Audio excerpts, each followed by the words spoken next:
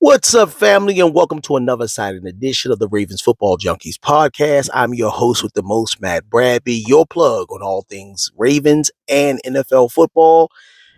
It's that time again, baby. It's that time. Rookie mini camp, man. They put the rookies in this week, along with several other undrafted guys trying out for the team. And we know it's like, phew, a needle in a haystack. This team has already been fortified. We've gotten some backup players to come on. We got a few more pieces added, like Malachi Stark, Mike Greene, Aeneas Peoples. We got some word about an injury.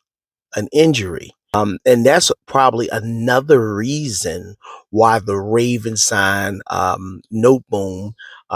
I knew they was going to draft, or excuse, not draft, but they were going to sign another veteran to help bolster that line. And with the loss of Patrick McCarry, who was our plug and play guy along that front, you need some experience. And now, he's played for several years on the Rams. He played in the Super Bowl game. So he has the experience to go out there and to help this team.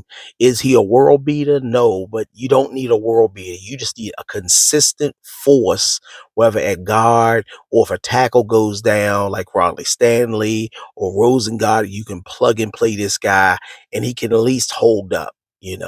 I ain't talking about Pro Bowl, but at least he helps out Lamar in that pass or run game to be able to hold up. So we're going to keep our fingers crossed there. We want to welcome No Boom to the Baltimore Ravens, man. It's awesome to have you here, man. You're on a winning squad, great fan base. So you really, really, truly going to enjoy this team. Now, back to what I was saying. The training camp, man, Malachi Starks got out there. The media and some of the public got a chance to see him running, catching the ball, working out with the guys. It wasn't one of those workouts where, they was really putting in the grind. They was just pretty much warming these guys up, trying to stay injury free. But the one person that the media been waiting to talk to the whole time, and I'm going to show this following this statement.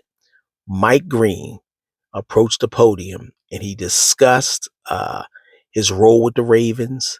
He discussed his accusations, and let's just see what he had to say. Something about, it's always great to be drafted, but is there something to be drafted, being a defensive player and coming to the Ravens and knowing all the defensive history here? Yeah, it means a lot. This team has a lot of great culture that's been going around, and you got to think about the guys that's been through here: Ray Lewis, Terrell Suggs, and so forth. It's just like it means a lot more since I'm a defensive player as well, and just seeing all those great defensive players walk through here, it means a little bit more for sure. Like we saw your emotional draft call, the moment when you were drafted. Can you take us inside your emotions at that time? Yeah, I really just wanted to get picked up. You know what I'm saying? I didn't care if that was the first pick of the draft or if that was Mr. Irrelevant. I just wanted to get picked up, and just when I met with Eric DaCosta, he told me when I came on my 30 visit, if I see a 410 number, that's him. So we laughed it off, whatever, and it's crazy because everything just came in full circle.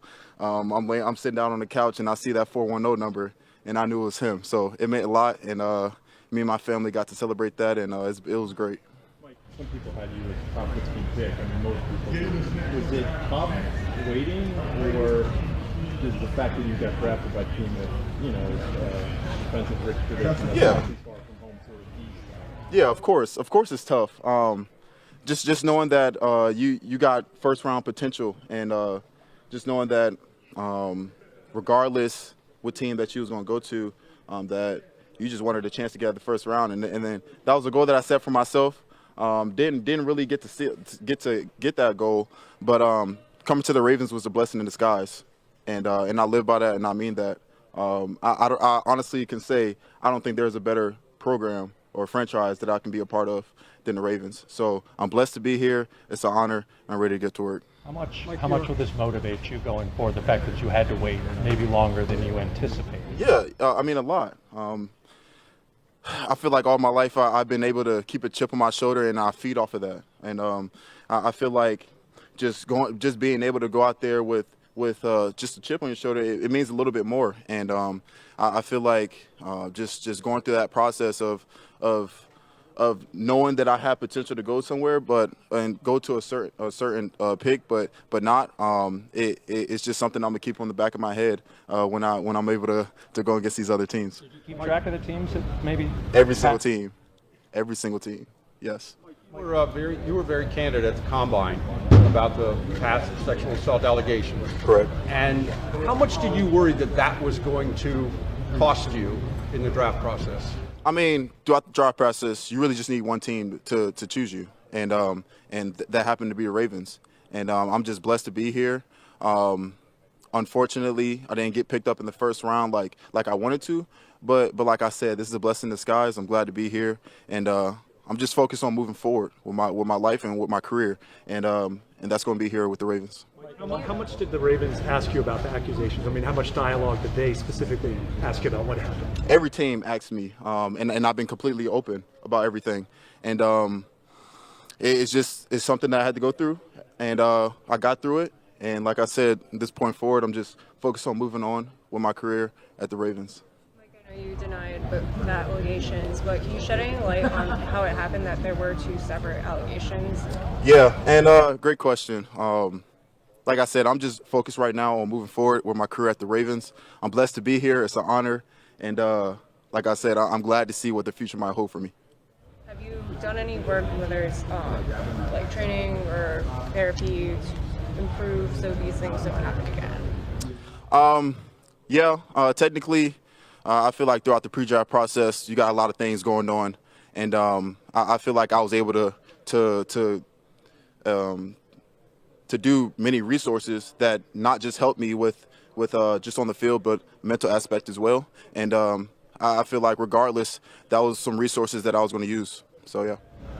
Mike, did they talk to you about specifically your role, how quickly you'd have an impact, or what do you see that being? Yeah, they talked about my role. And like I said, there's no better place that will fit me more. The Ravens, you know what I'm saying, it's first in run defense, second in pass rush or sacks. So you got to think about what more can you add to your defense. And I feel like the Ravens did a great job of picking somebody up that had previous success at getting to the quarterback. So I mean, I feel like they just did a great job of adding to the skill set that the pass rush room already got. And so I'm just glad to be here, man. how many? We've got a team. We got one more. We got guys coming up. Thank you, Mike. Yeah, appreciate y'all. God bless. Wow, Mike Greene is now a Baltimore Raven. You couldn't have told me at the draft that Mike Greene would be a Raven. I already knew he was gone. I was focused on probably Stewart or one of the second tier pass rushers. But man, we were blessed that he fell to number 59 in the second round to us. And after an extensive interview process, they said in investigations, they said that he had accusations and allegations. There were no reports, no court papers filed, no police involved and stuff like that.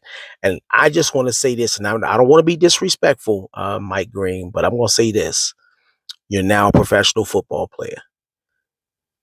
There's a bullseye on your back. And in the court of public opinion, people will say, make a fool of me once, shame on you. Make a fool of me once, shame on me. You had an allegation, and I know you know, high school, you had an allegation at Virginia. You cannot afford to have an allegation or anything come up from these crazy people while you a pro, because they all coming for the money. They ain't got to press we all know they don't have to press no criminal charges, but everybody's coming for them pocketbooks in a civil suit. So man, we praying for you. We want you to go out there. We want you to wreak havoc on the field. In my estimation, the same thing I tell my sons, look, go get you a good woman. Get you a good woman. Stick to that good woman. Stay out of the public. Keep your stuff private. You do not need to be in the same situation as Justin Tucker or one of my favorite Ravens, which was Ray Rice, man. You don't want to be involved in that, man, because it can end your career before it even begins. And the NFL don't play. All right. So my prayers are coming with you and your family. Welcome to the Baltimore Ravens. I can't wait to see double-digit sacks. I can't wait to see all the havoc you're going to rush back there. No more Josh Allen sitting back there ordering Uber Eats and nobody getting to him. Joe Barrow, you ain't gonna be able to go back there and look at the stock report because we got some stuff coming for you. And then I like Aeneas Peoples. This gentleman is very intriguing. I finally got a chance to look at some film on him. He's very disruptive in the middle and along that line. I know the Ravens got a game plan for him. I see him picking up maybe another 10 to 15 pounds. That'll make him a bigger guy because he was listed at like the 280s, almost 290. And as one of the tackles, if he can get close to 3 and maintain his athleticism, he'd be a monster. And I like to see him paired with our guy, Justin Matabike. All right, so we're gonna look forward to that and more. All right, and people got a chance of seeing what's his name, longer beam, cornerback out of Rutgers. Man, they said he looked really well.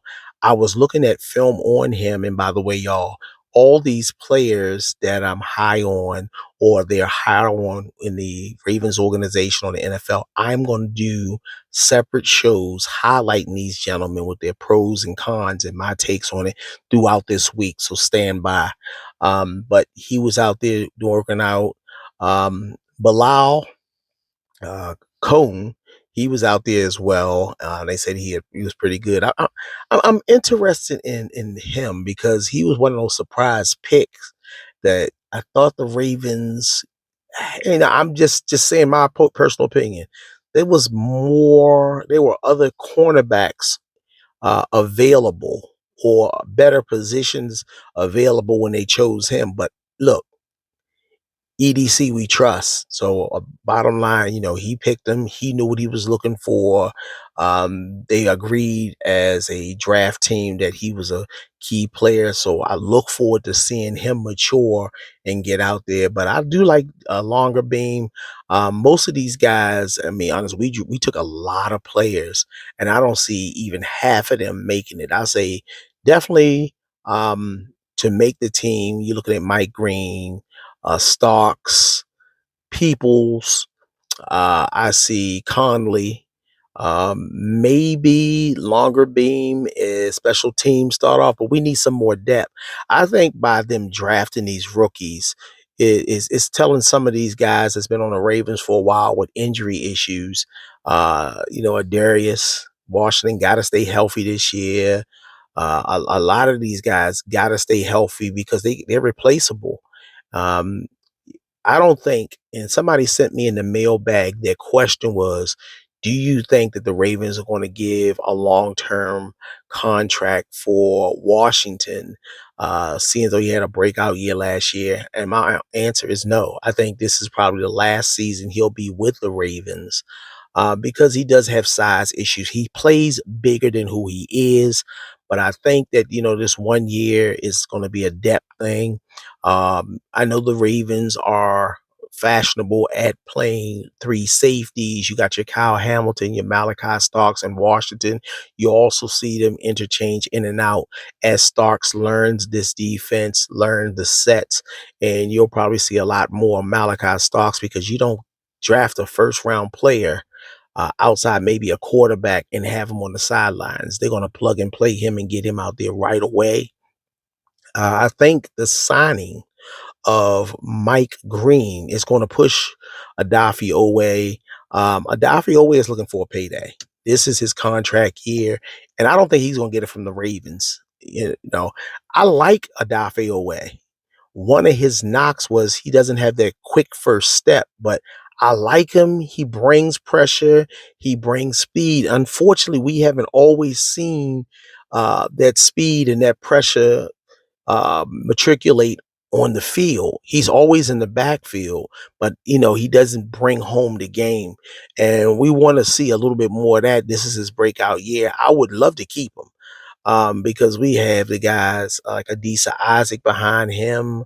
And the other gentleman who stays injured. I think that's his last. I think with the signing of Mike Greene, I think a couple of players going to be marching out the door. They just haven't panned out, and we spent some good draft capital on these guys. So I think that they have the writing on the wall. I think now I'm gonna say this too.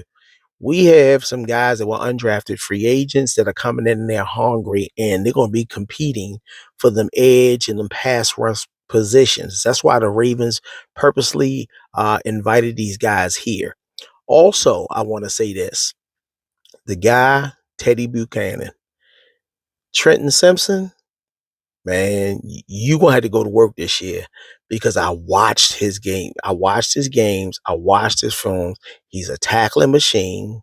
He has a prototypical size. He may gain a couple of pounds, but they said he is a Mike linebacker, but they'll probably start him off at will, which means y'all two gonna be competing for that. And I want to make a note here, fans. Listen. I still have a lot of respect and a lot of trust for Trenton Simpson. I watched him at Clemson. He's a beast. I don't know what the situation was with the linebacker coaches last year, and we've seen a change there. But I believe under the new linebackers coach, he gets a fresh start and that Trenton Simpson plays up. We've seen flashes of him. And I believe he could be a strong starter for the Ravens, but it's not penciled in. So it's going to be a battle. We keep our eye on the Trent Simpson and Teddy Buchanan situation. We know Buchanan, because they use draft capital for him, will probably make the special teams to replace Malik Harrison or one of those guys like Welsh who left in the offseason. But you go keep an eye on that. It's going to be exciting to see that. Now, next up, I'm going to let you see the interview with Harbaugh as he talks Justin Tucker. As I stated before, he talked about Justin Tucker. He talked about the accusations and what the Ravens are looking for going down the stretch, whether they're going to keep him or not. Stay tuned. Guys here, well over 60 players for the rookie minicamp. At levels, you go from the draft choices to the undrafted signed free agents to the tryout guys. And the tryout guys, is, since when you were doing it, it's we got a lot more guys now in the tryout deal than we used to have. Maybe you had that at one time, Vinny. I don't know. You bringing a ton too? The Cowboys used to bring like 200 guys to training camp, right? We're not quite there, but these guys are great guys who are looking for a shot, want their opportunity, and we're here to provide an opportunity and see how they do. And I was really pleased with the first practice. Just told him, I said, you came in here, you're a football player. Once you make your first tackle, your first block, my dad always used to say, when you do that, whatever level it is, you might be in third grade, you make your first tackle, you're a football player. That's what my dad says. And you'll always be a football player. And these guys come in here football players. But now, after this practice, they can call home, call their mom, their dad, their girlfriend, their brother, whoever, their buddy, and say, now I am a pro football player. I'm a pro football player. Because they're a little nervous. It's the first practice ever, in a pro field. What's it going to be like? And it's rookies. The next phase is in front of them, but it's a big step for these guys, and it means a lot to them. And they had a really good practice. It was clean. Didn't have a lot of mistakes. Didn't have a lot of pre-snap issues. Didn't have anything that was, out of line with the tempo of the practice. Guys were on their feet, taking care of one another, still practicing, rehearsing quickly and fast, and getting things right. So it's a smart group of guys. So we feel really good about where we're at after day one. All right, what questions do you have? John, 6 draft picks on the defensive side, to your top 2. I mean, I know it's very early, but how much potential do you think they could make an impact in this defense? Well, I mean, all those guys are real good players. They're draft picks, and you start with Malachi and work your way right down through. And we drafted all those guys for a reason, and they're guys who've made plays at a high level in college, and disruptive type players, every one of them. So, yeah, we'll see. I think they all got a shot. We'll see how they do. So Emery was sidelined for, I guess, all of practice, or at least the start of it. Is he all right? Yeah, it's going to be a little while. He had a labrum shoulder issue that I think you guys were aware of, and so when that's going to, I don't think it's going to clear up now. Probably be looking at training camp, maybe earlier, but we'll just have to see how he goes. So he's not going to practice in the immediate future. You don't think minicamp's a possibility for him? I don't think we'll probably push it. I mean, if he can do it, we'll do it, but I'm not thinking about pushing it there if it's not totally ready yet. John, yesterday you guys signed Joe Noteboom, offensive lineman, swing tackle, especially in the wake of McCary leaving and knowing how versatile he was. How nice is it to bring someone in who has played, I think, 4 of the 5 offensive line positions in the NFL. And he's in Baltimore now, so maybe we get 5 out of 5, right? To get Joseph Noteboom in here, a veteran, played, talented guy, played both sides. Really to focus probably as a swing tackle as much as anything for us. I mean, that's kind of where we really need that veteran presence as a swing tackle, play both sides.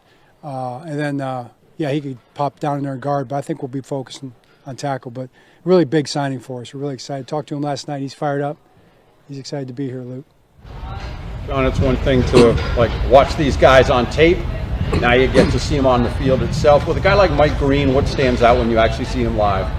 Yeah, I think you see it kind of up close and personal, the explosiveness and size. He's a big guy, and as much as anything, I just like seeing the faces, of the guys, how excited they are. The fact that this is something that they've been dreaming of and working for, and here they are, and they're so excited and so nervous to get out there and get after it and get started. And then at the end of the practice, they feel like, I feel good about it. I got through it. I can do this. And Mike's no different than all the guys that way, the first time through. So it's good to see. You had an offensive tackle this year, a lot of turnover, but next year, all the tight ends and Patrick Ricard, of course, their contracts are up after this year. How much do you concern yourself with that as opposed to letting EDC worry about it? Well, yeah, I'll let EDC worry more about it than I will. I mean, it's always everything's in the back of my mind, but it's year to year, week to week, day to day operation, really. So we build a team for this year, 1 year at a time, and then, EDC, Eric, he's got to be thinking in terms of the long term with the contracts and things like that, which, nobody does it better. So I'll let him worry about it. John, I know Randy did a lot of the kicking scouting. What was it like for you, Chris, and the other guys to see Tyler live kick? Yeah, it was good. It was good to see it. It's good to hear it. I think as much as anything, Gianna, it's good to hear a kicker, and the way the ball comes off his foot is impressive. And both kickers I thought looked really good today. So we got them out there behind the line with the snap and everything, and I think they made them all, didn't they? You guys are watching, so that's good to see. So it's a good start that way. John, with a guy like Mike Greene that plays in the trenches, I know you guys aren't doing a lot of physical stuff these days, but are you able to kind of see a little bit of what you're hoping to see with him once he does get It's a great question. It's like we tell these guys, this is not practice in the sense it's not competitive, it's rehearsal. So you're really what you're competing against is your execution. We're looking for execution. And if you saw the practice, we built it from no helmets, just without even running the play, just coming up to the line of scrimmage and getting the snap. Then we built it into, do everything fast pre-snap, but then go half speed. Then we put the helmets on and we did it fast, but it wasn't competitive. And that's kind of the ramp up we try to do. So can we see things? Sure. Can you see everything? No, you can't see everything. Of course, you mentioned the fifth-round pick off the tackle. Did anything just when kind of playing the eyeballs on him, anything kind of stand out to you about him? Yeah, traits about Carson. I mean, he's big. You saw him. He's big. He's rangy. He's got long arms. He's high cut. He can really move. He moves his feet really well. And then the other thing is you see how young he is. I mean, I guess I look at that frame and you say, man, we can grow so much into that. And he's going to get in that weight room and get to work right away. And he's kind of like a young colt out there trying to learn how to control that frame. John, Colin Schley, a Maryland kid, trying to potentially earn a spot in your quarterback room. Did you have any early impressions of him? Yeah, arm, man. What an arm. He was throwing some BBs out there, especially on the out-breaking routes on the sideline. And he kind of striking. I didn't realize how big he was. He's a great-looking athlete. John, what do you hope that Malachi can not only learn from this offseason, but also the safeties in your room right now, Kyle Anderson and Darius Washington? Right. Well, yeah, I hope he learns how to be like an all-pro. I mean, that's kind of what you hope. I mean, you hope for the best. And plan for the best, too, I guess. I mean, I expect him to do really well. He's our first-round pick. A lot to whom much is given, much is required. And nobody understands it better than him as a young guy. Really impressed with his maturity. He broke the huddle today. That's not an easy thing to do your first time. So far, so good. Coach, what would you like to see the next progression for this group going forward? Like, what's the next step? That's a good question, Jerry. I think the next step is probably, recovery and then taking what they learn in the meetings post-practice out to practice the next day and see what gets cleaned up. So they're going to be a little sore tomorrow. They haven't been moving in a football practice for a while. Can they get back out there and repeat it and move around and then, build on today? John, I think there's on the website said you guys might have joint practices here with the Buccaneers. Anything you can say about that? Yeah, I would just say it's all up in the air right now. If we've talked to the Buccaneers about that, talked to the Commanders about that, but the league controls who you end up playing. So we're still waiting to hear from the league in terms of what our preseason games will actually be. I've actually talked to some other coaches who we maybe could be playing to see if they'd be interested, and there's expressed interest. So I think we will be having joint practices. Hopefully we'll have a day here. We just have to see if it works out. John, we asked Eric a lot about this after the draft, Tyler Luke's situation, and Justin still here. Is that dynamic? I mean, there's going to be a lot of attention on that dynamic. How do you perceive that? Yeah. In terms of, both those guys being in the building possibly at the same time. Right. Great question. Yeah, I mean, as you know, Justin's been in the building the last couple of weeks, kicking and everything, and we've had a chance to talk a little bit. Been working hard. I would just say, like, from a standpoint of the investigation and all that, I mean, we don't know anything. I mean, we haven't been given any information, and that, as it should be, it's all done the way it's done. So we don't know anything along those lines, so we can't make any decisions based on that. Every decision we make has to be based on football. There's a lot of layers to that. You've got a rookie kicker in here. You took him in the 6th round, early in the 6th round. He's a talented guy. Just from a football standpoint, salary cap, all the different things that you just take into consideration. Whatever we decide to do over the next few weeks will be based on football. John, I think you mentioned at the end of the season that maybe Zay would get surgery for the knee. Did anything ever come of that? Good question. It did not go to surgery. He was doing a little dance in the weight room this last week, and he said he's feeling great. His knee's back, but he did it with rehab, and yeah, he should be ready to go. The mental part is so important with the kicker position. Is that something you can really evaluate in this kind of setting, or is it you just kind of have to wait and see how a guy does in the game?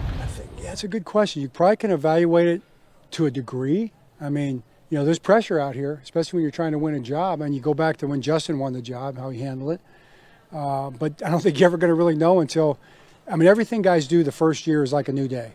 So, if it's a kicker, every kick is going to be the first time he's done it over the course of his rookie season. So that's always going to be a little bit certainly going to be an unknown. If, whenever you go with the rookie kicker, that would be an unknown. Sorry, John, do you feel that rookies in particular show up more prepared, better knowing their craft already? Because there's so much more information out there, and you're going from whether it be your Elite 11 type of camps all the way up through now, and the way that you approach and what you can do with them on day one. I think that's a great point, Pete. I would say yes, they are more prepared than ever, for whatever reason. Maybe it's coming up through high school and you got all the camps with all the little helmets on and all the flag football and all the passing leagues. I don't know what it is, but these guys come in ready, and I think the college programs do a great job of preparing them. Nebraska does that this year. Is he a tryout guy here? No, we signed him. You did sign him? Yeah, I believe so. Could be wrong, but let me check. The wrestler. No, we've only got 69 guys here. Didn't confirm. Okay. Yeah, we'll get it back to you. I liked him today. He looked good. Strong.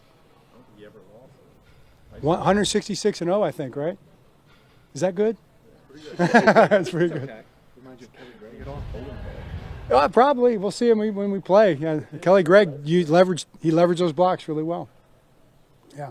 I watched him play in college. They played against Michigan a couple times, so a chance. We were talking in the hallway. I ran into him talking about the Michigan-Nebraska game. So Michigan was 2-0.